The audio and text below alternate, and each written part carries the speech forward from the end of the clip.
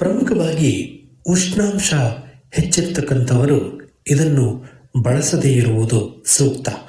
ಗಮನಿಸಿಕೊಂಡು ತಮ್ಮ ದೇಹದ ಉಷ್ಣಾಂಶವನ್ನು ಗಮನಿಸಿಕೊಂಡು ಬಳಸಿದರೆ ಇದು ಆರೋಗ್ಯಕ್ಕೆ ಯಾವುದೇ ಹಾನಿಯನ್ನು ನೀಡುವುದಿಲ್ಲ. ನೀವೀಗ ಕೇಳುತ್ತಿದ್ದೀರಾ ಮಾಹಿತಿ ಖಜಾನೆಯ ಕಾರ್ಯಕ್ರಮಗಳನ್ನು. ಸಸ್ಯ ಪ್ರಪಂಚ, ಮನೆ ಅಂಗಳದಲ್ಲಿ ಬೆಳೆಯುವ ಔಷಧಿ ಸಸ್ಯಗಳನ್ನು ಪರಿಚಯಿಸುವ ವಿಶೇಷ ಕಾರ್ಯಕ್ರಮ. ಕೇಳಿ, ಆನಂದಿಸಿ ಹಾಗೂ ಸಬ್ಸ್ಕ್ರೈಬ್ ಮಾಡಿಕೊಳ್ಳಿ. ಕೇಳಿ ಸಸ್ಯ ಪ್ರಪಂಚ.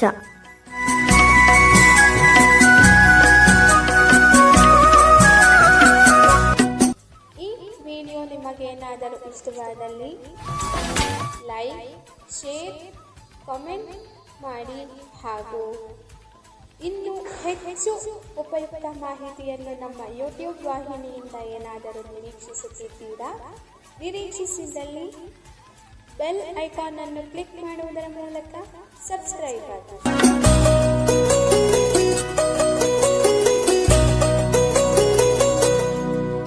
ಮಾಹಿತಿ ಖಜಾನೆಗೆ ಸ್ವಾಗತ. ದಯವಿಟ್ಟು ನಮ್ಮ ಚಾನೆಲ್ಗೆ ಚಂದಾದಾರರಾಗಿ ಮತ್ತು ನಮ್ಮನ್ನ ಬೆಂಬಲಿಸಿ. ಧನ್ಯವಾದಗಳು. ಪ್ರೀತಿಯ ಕೇಳುಗರಿಗಳ ನಮಸ್ಕಾರ. ಇವತ್ತಿನ ಸಸ್ಯ ಪ್ರಪಂಚ ಮನೆಯಂಗಳದಲ್ಲಿ ಬೆಳೆಯುವ ಔಷಧೀಯ ಸಸ್ಯಗಳ ಪರಿಚಯಾತ್ಮಕ ಕಾರ್ಯಕ್ರಮಕ್ಕೆ ಪ್ರೀತಿಯ ಸ್ವಾಗತ. ಇವತ್ತು ನಾವು ಮುಂಗರವಳ್ಳಿ ಅನ್ನುವಂತಹ ಸಸ್ಯವನ್ನ ಪರಿಚಯ ಮಾಡ್ಕೊಳ್ತಾ ಇದೀವಿ. ಹಾಗಿದ್ರೆ ಮುಂಗರವಳ್ಳಿ ಅಂದ್ರೆ ಏನು, ಅದರ ವೈಶಿಷ್ಟ್ಯ ಏನು ಅನ್ನೋದನ್ನ ನೀವು ತಿಳಿಬೇಕು ಅಂದ್ರೆ ಈ ಸಂಚಿಕೆಯನ್ನ ಸಂಪೂರ್ಣವಾಗಿ ಕೇಳಬೇಕು. ಸಂಪೂರ್ಣವಾಗಿ ಕೇಳಿದ್ರೆ ಸಂಪೂರ್ಣ ಮಾಹಿತಿ ಸಿಗುತ್ತೆ, ಅರ್ಧ ಕೇಳಿದ್ರೆ ಅರ್ಧ ಮಾಹಿತಿ ಮಾತ್ರ ಸಿಗುತ್ತೆ. ಬನ್ನಿ, ಹಾಗಿದ್ರೆ ಇವತ್ತಿನ ಸಂಚಿಕೆಯನ್ನ ಶುರು ಮಾಡೋಣ. ಭಾರತೀಯ ಗ್ರಾಮೀಣ ಪ್ರದೇಶದಲ್ಲಿ ಹಾಗೆ ಔಷಧೀಯ ಶಾಸ್ತ್ರಗಳಲ್ಲಿ ಈ ಮುಂಗರವಳ್ಳಿ ಅಥವಾ ಇಸಿಸ್ ಸ್ಕಟ್ಯಾಂಡ್ರಲಿಯಸ್ ಅಂತಕ್ಕಂತಹ ಈ ಸಸ್ಯವು ತನ್ನದೇ ಆದ ಮಹತ್ವವನ್ನ ಶತಮಾನಗಳಿಂದಲೂ ಕೂಡ ಪಡೆದುಕೊಂಡಿರ್ತಕ್ಕಂಥದ್ದನ್ನ ಪ್ರಮುಖವಾಗಿ ಗುರುತಿಸುತ್ತೇವೆ.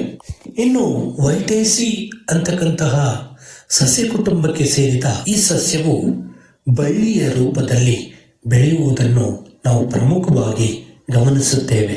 ಇನ್ನು ಸಂಸ್ಕೃತದಲ್ಲಿ ಇದನ್ನು ಅಸ್ಥಿ ಸಂಹಾರಕ ಎಂಬ ಹೆಸರಿನಿಂದ ಗುರುತಿಸಲಾಗುತ್ತದೆ.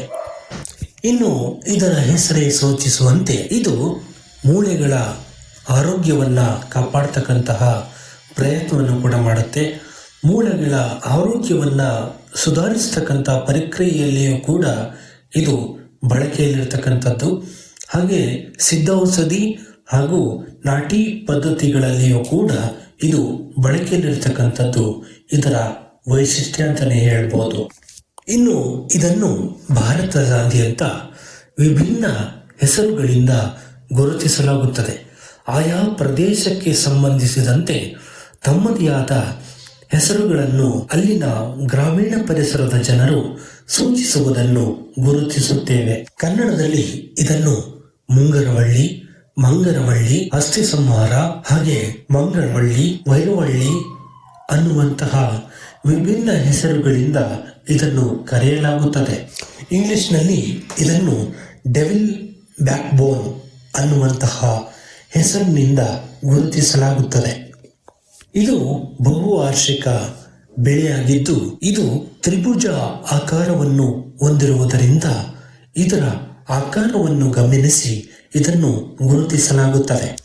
ಇನ್ನು ಸಸ್ಯದ ಕಾಂಡವು ಹಸಿರು ಬಣ್ಣವನ್ನೊಳಗೊಂಡಿದ್ದು ಇದು ಚತುರ್ಭುಜ ಆಕಾರವನ್ನು ಒಳಗೊಂಡಿರುತ್ತದೆ. ಇನ್ನು ಕಾಂಡದ ಮೂಲೆಯಲ್ಲಿ ಸಣ್ಣ ಸಣ್ಣ ರೆಕ್ಕೆಗಳ ಗಾತ್ರದ ಕಿಣ್ವಗಳನ್ನು ಒಳಗೊಂಡಿದ್ದು ಈ ಗಿಣ್ಣುಗಳು ಪ್ರಮುಖವಾಗಿ 8 ರಿಂದ 10 ಸೆಂಟಿಮೀಟರ್ ಅಗಲ ಅಥವಾ ಅಂತರದಲ್ಲಿ ಇರುತ್ತದೆ. ಇನ್ನು ಈ ಗಿಣ್ಣುಗಳೇನಿರುತ್ತವೆ ಇವು ಮನುಷ್ಯನ ಮೂಳೆಯ ಆಕಾರವನ್ನು ಹೋಲುತ್ತವೆ. ಸಾಂಪ್ರದಾಯಿಕ ವೈದ್ಯಕೀಯ ಪದ್ಧತಿಗಳಲ್ಲಿ ಇದು ಔಷಧೀಯ ಗುಣಗಳನ್ನು ಒಳಗೊಂಡಿರುವ ಅಂಶ ಎಂದು ನಂಬಲಾಗಿದೆ. ಇನ್ನು ಕಾಂಡವು ನಯವಾಗಿದ್ದು ಯಾವುದೇ ರೋಮಗಳನ್ನು ಒಳಗೊಂಡಿರುವುದಿಲ್ಲ. ಇನ್ನು ಇದರ ಎಲೆಗಳು ಸರಳವಾಗಿದ್ದು ಇದು ಪ್ರಮುಖವಾಗಿ ಗಿಣ್ಮಗಳಲ್ಲಿ ಜೋಡಿಸಲ್ಪಟ್ಟಿರುತ್ತವೆ. 3 ವಿಭಾಗಗಳಾಗಿ ಸೀಳಲ್ಪಟ್ಟಿದ್ದು ಅಂಚಿನಲ್ಲಿ ಚೂಪಾದ ಹಲ್ಲಿನ ರೀತಿಯಲ್ಲಿ ಇರುತ್ತದೆ.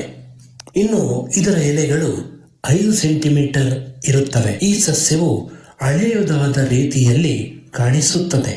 ಇನ್ನು ಈ ಸಸ್ಯವು ಹಳೆಯದಾದಂತೆ ಎಲೆಗಳು ಉದುರಿ ಕಾಂಡ ಮಾತ್ರ ಉಳಿಯುತ್ತದೆ. ಗಿಣ್ಮದ ಎದುರಿನ ಭಾಗದಲ್ಲಿ ಬಳ್ಳಿಗಳು ಬೆಳೆಯಲು ಪ್ರಾರಂಭವಾಗುತ್ತದೆ. ಇವುಗಳು ಸಸ್ಯವನ್ನು ಆಧಾರವಾಗಿ ಹಿಡಿದುಕೊಂಡು ಬಳ್ಳಿಯು ಹಾಗೂ ಗಿಡವು ಬೆಳೆಯುತ್ತಾ ಮೇಲೆ ಹತ್ತಲು ಸಹಾಯ ಮಾಡುತ್ತದೆ.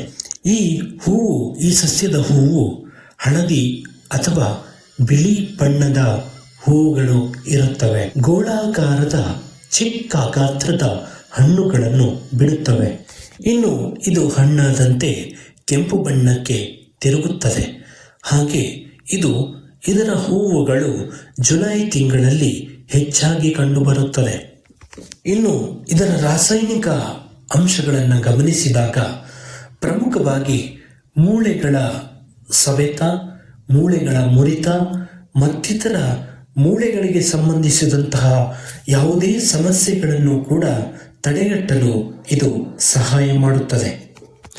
ಇದರಲ್ಲಿ ಕ್ಯಾಲ್ಸಿಯಂ, ರಂಜಕ ಹಾಗೂ ವಿಟಮಿನ್ ಸಿ ಅಂಶಗಳನ್ನು ಹೊಂದಿರುವುದರಿಂದ ಇದು ಮೂಳೆಗಳ ಬಲವರ್ಧನೆಗೂ ಕೂಡ ಕಾರಣವಾಗುತ್ತದೆ.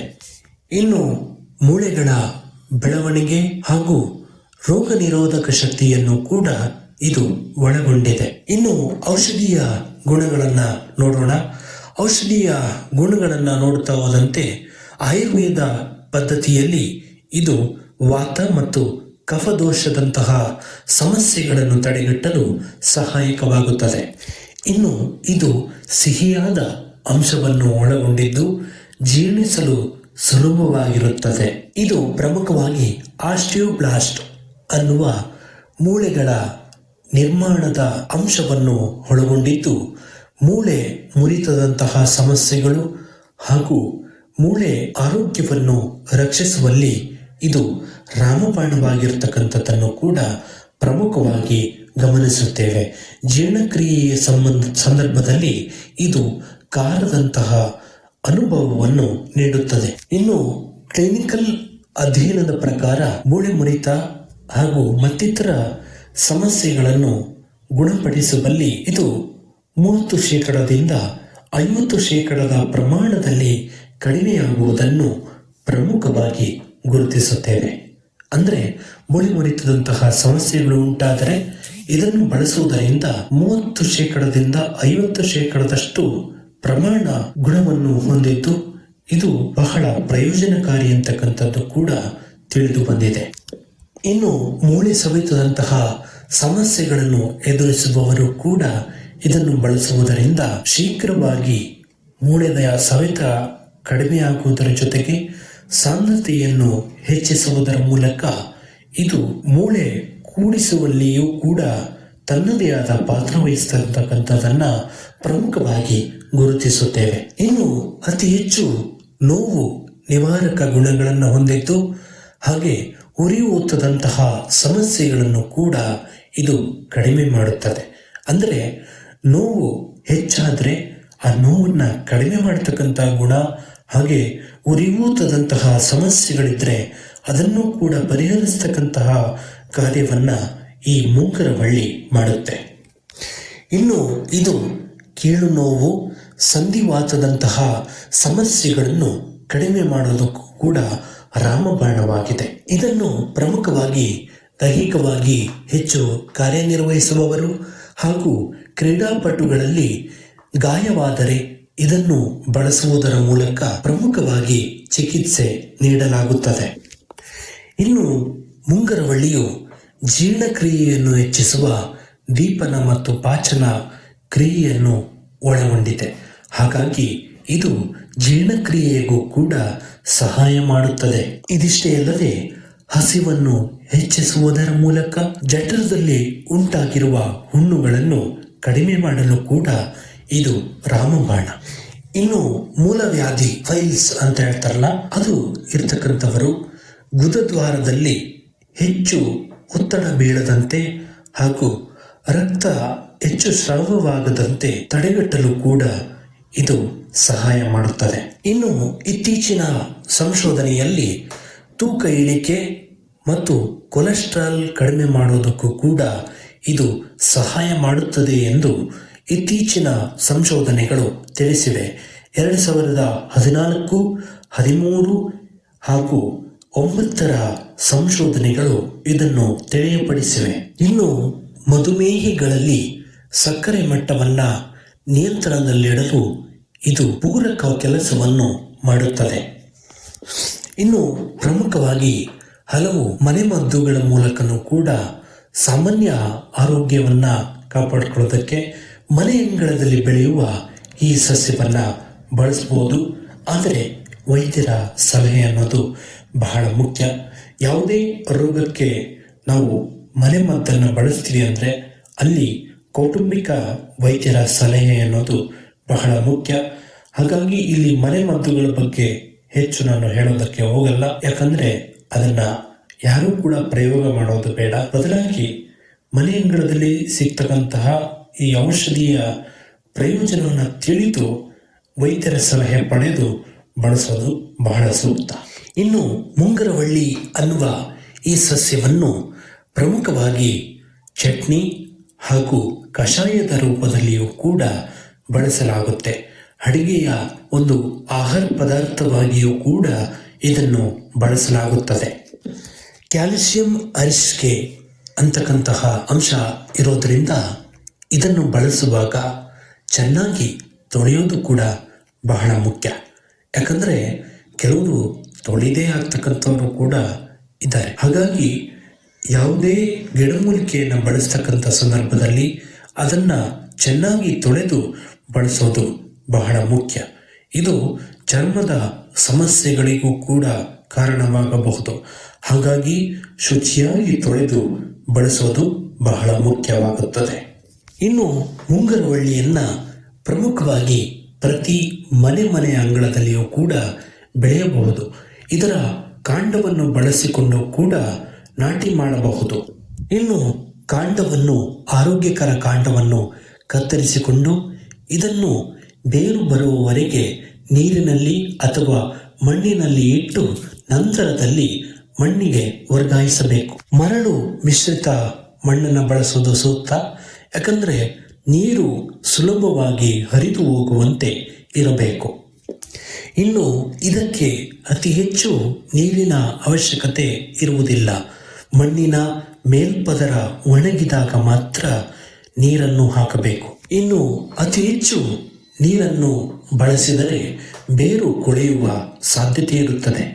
ಹಾಗೆ ಸೂರ್ಯನ ತಾಪಮಾನ ಸುಮಾರು 4ರಿಂದ 5 ಗಂಟೆಗಳ ಕಾಲ ನೇರ ಸೂರ್ಯನ ಬೆಳಕನ್ನು ಇದು ಇಷ್ಟಪಡುತ್ತದೆ.